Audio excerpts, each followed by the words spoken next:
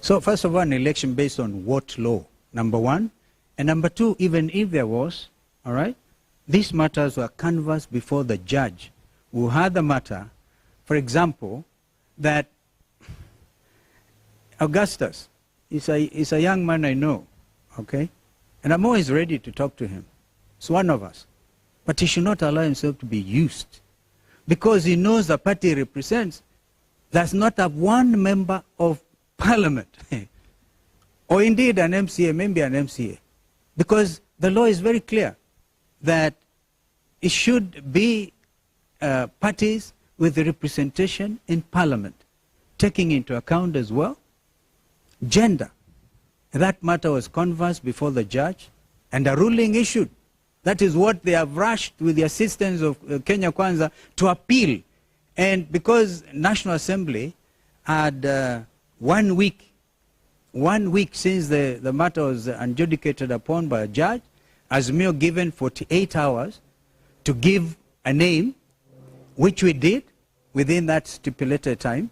Therefore, my brother, Speaker Wetangula, being the chair of Parliamentary Service Commission, should have acted with that 1 week. But gerrymandering, buying time, so they can allow Muli to go to the Court of Appeal, which is what they did.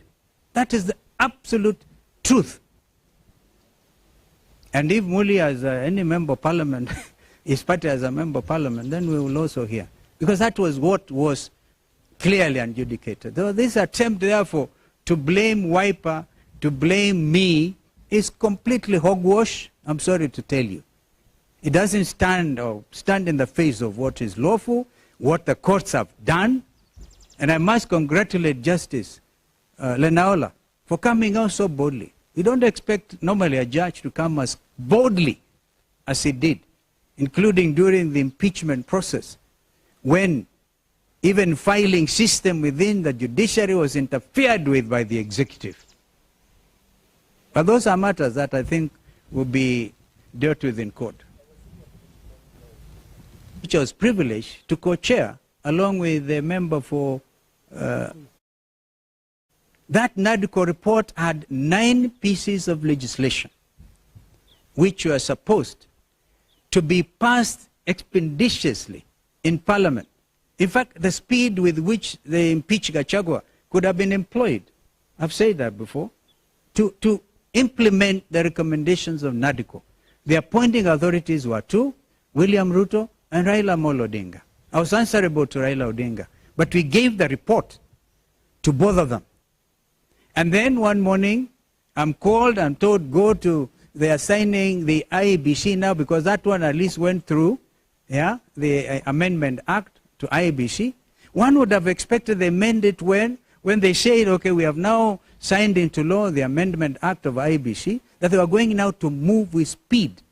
But instead, putting all manner of clogs and showing political bad faith.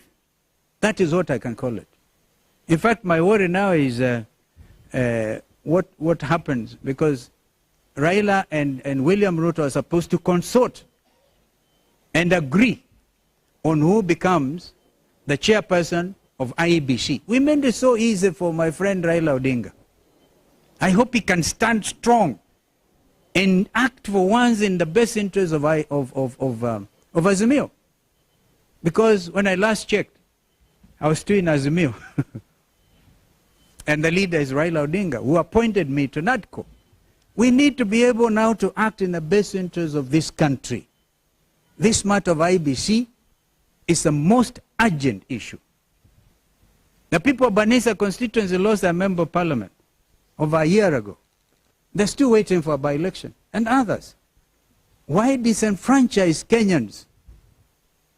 Because of political expedience.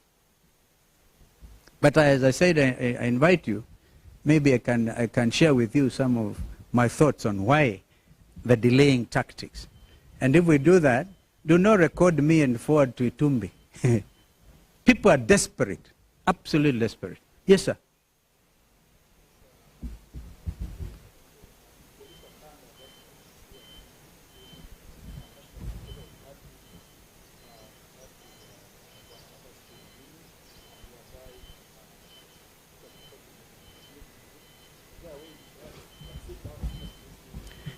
Yeah, I said Muli is one of us. He comes from my home county. Yeah, he tried to run for speakership of Kitui. He wasn't successful. I certainly wish him well.